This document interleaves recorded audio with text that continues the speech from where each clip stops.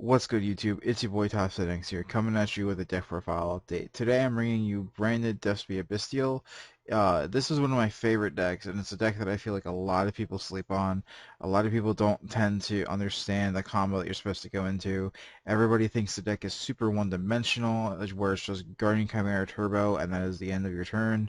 No. So we're here to fix that misconception and talk about the deck and explain some of the card choices that we make. So I'm going to go through the deck and I'll explain the cards as we go through. And as always, guys, thank you for watching. Feel free to hit that sub button as we get right into it. We play three Aluber, the Jester, the Despia. We play two Despian Tragedy and one Dramaturge of Despia. So we're not playing the Ab Libitum. We're not playing the Guardian Chimera Turbo. We are playing Guardian Chimera, but we're only playing the one. We don't really need it so much for this kind of deck. Dramaturge is a huge powerhouse in the deck if you're going first. Setting this up against Chillerments is huge because they always forget that it's a negate, and they always summon Kikalos into it, and they always forget it. But we only need 6 Despia cards. And then we're going to get right into the branded spells. So we're going to start that off with 3 branded fusion, 3 branded opening, 1 branded in red because we're not Guardian Chimera Turbo. We actually mostly use this to summon Masquerade, 1 branded loss, and 1 branded regain to round out the spells. And then for the branded traps, we'll just quickly show you. We got the 1 branded beast and the 1 branded sword. So Branded Loss and Branded Regain are insane cards that you definitely should be playing if you're playing any type of branded deck. It is insane how good this card is, especially with its Bystial effects. It goes so well with like Albion. It goes so well with Allure of Darkness. It goes so well with all the cards in the deck. And then on your opponent's turn, it's a good counter to Bystials, and it's a really good counter. It's a really good card for if they just summon a monster, you get to bring back your Magnum, and they have to waste effects, which leads them to waste life points with the combo that you do, which means that they have to really think about their card choices before they run out of life points, because if you have double Masquerade, they only get 6, which is the big part of the deck that I like, which makes it to me a little more interactive and better than, say, like Barrier Statue Turbo or Window Turbo. And then the Branded Sword, we are playing Mercurier, and we do banish our Albaz a lot, so this is definitely something that we need to play. And because we're playing the branded openings, we don't always have to use our normal summon. So being able to banish our Albaz, not make Masquerade, and then return Albaz with this for a normal summon effect is huge.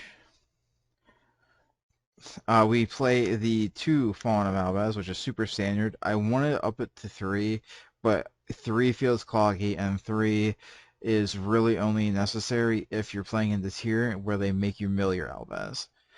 1 Albion, the Shrouded Dragon, 2 Mercurier, and 1 Blazing Cartesia. These are all your Albaz or Albaz text cards. For what I mean by Albaz text cards, these all mention Fawn of Albaz in the name, and specifically they relate to the effect where you can where Mercurier lets you add 1 card that specifically mentions Fawn of Albaz. Branded Sword does the same thing for recursion with it. So all these cards are recurable with Branded Sword, which is super important to for the deck and the gimmick. Cartesia is also a light and has a really insane effect, and she recurs herself from the graveyard actually, which is huge. For the Bystial lineup, we play the triple Magnumite, which is super standard. We do play the double Swarm instead of 3, and we play 1 Serenir. We also play the Bystial Rebellion. This is, of course, was definitely going to be in the deck. You saw Branded Beast. Card is actually insane. We actually only play the 1 Serenir and 2 Swarm. They're recurable with Magnumite, which is pretty much the reason why we can play less of them. And I just like having these 6 rounded out names. The effect to send branded or Bystial cards comes up once in a while, but not very often. It really only ever came up like a few times, either to send the Bystial Rebellion or to send branded regain, so I could so I can play it from the graveyard with Branded Beast.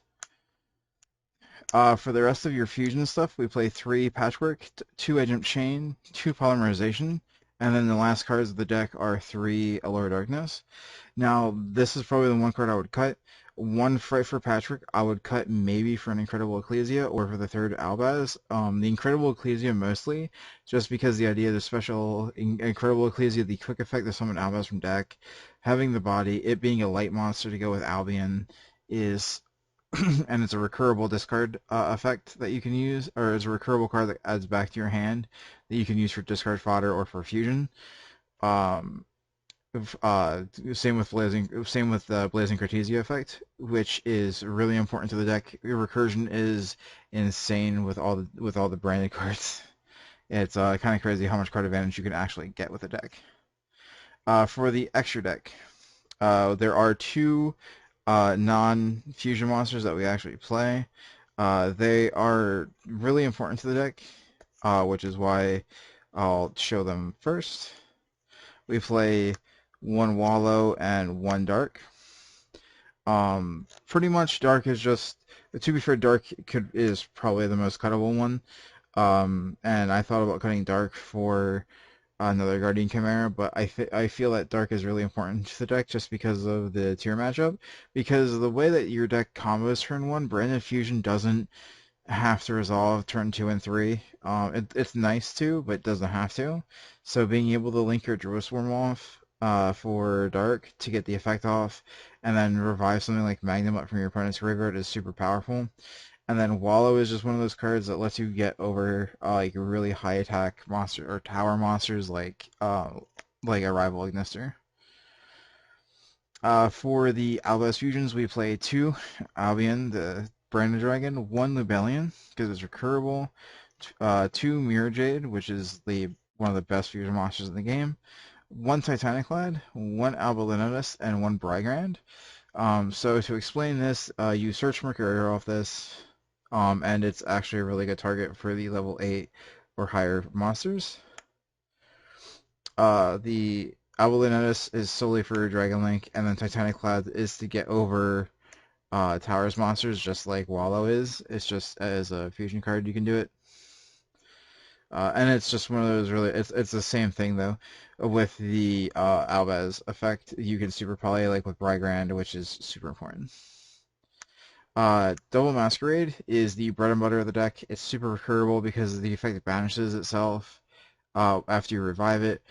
And if you use it as a fusion material for something like Guardian Chimera or Protoplanet Dragostapelia, which will show up later, then you can use Brand of Regain to put it back into the extra deck and draw a card, and then you can summon it again, which is really good. And then your opponent will start having to pay life points once again. The idea is that you control your opponent's board and you make them go into bad plays, even if you just have one of these in Mirror Jade, and you can get to Branded Red really easy. Between Branded Beast and Branded Red and Mirror Jade, you can almost always get to Double Masquerade and Mirror Jade and the Bystial Rebellion, which makes you have enough interaction with your opponent that they usually can't attack over these or use any effects to get rid of these before 4 or 5 effects, which puts them really low in the life points, which makes them really killable. Despian Quartus is your last Despian fusion, and it's just another card that lets you protect Masquerade. It lowers the attack of stuff so you can go into battle phase and beat your opponent. And then the idea is if they remove this with a card effect, which happens a lot, weirdly enough, you can summon Albaz, which lets you get into all your other stuff. 1 Guardian Chimera, we do play the 1 Chimera, we do play the Edge of Chain stuff. And then we have the 1 Dragostapelia, pretty much just for the Masquerade combo. But it has come up every once in a while. We used to play Super Poly I used to play Super Poly on the side. So I was debating like taking out Dark for like Muddragon, because we did play the Dragostapelia. But I feel like the Dragostapelia with the Masquerade is still good anyway, and I haven't really found the need to run Super Poly as much right now, outside of tier limits. And then even then, it's not always good unless you draw Branded Loss, which is the big point. For the side deck can change to whatever you really need for your locals. This is just something that I've had. through regionals and testing with some friends. Double or triple twin twisters. Really important just to beat Flunders. It's still pretty much solely for Flunders. Three Dark Ruler no more. For Flunder, for Sprite, for Tri Brigade, or for not Sprite, Tier Limit, sorry. Used to be for Tri Brigade, but when they were actually playable. Three evenly matched. Same as Dark Ruler no more. Tears, Flundery, Sprite. Also for Sprite, we still have three Droll and Lockbird. We also play this into a lot, like there's a few danger decks that still fly around with Dark World.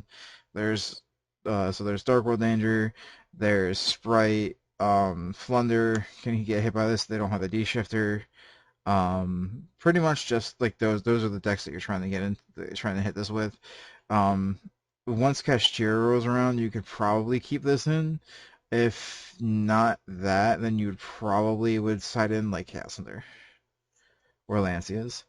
Uh, the Bystial Druisform, we sided the third one in. You could side the Cyreneer instead, but I think the third Druisform is just the better option.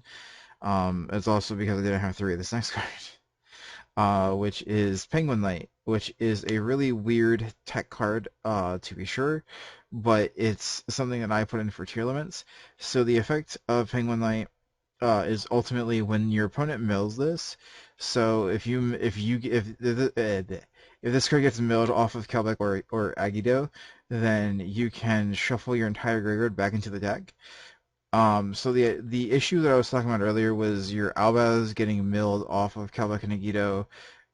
If you mill both of them, your game is pretty much over because you're pretty much just trying to do Masquerade and Guardian Chimera stuff at that point because we don't play King of the Swamp or anything like that.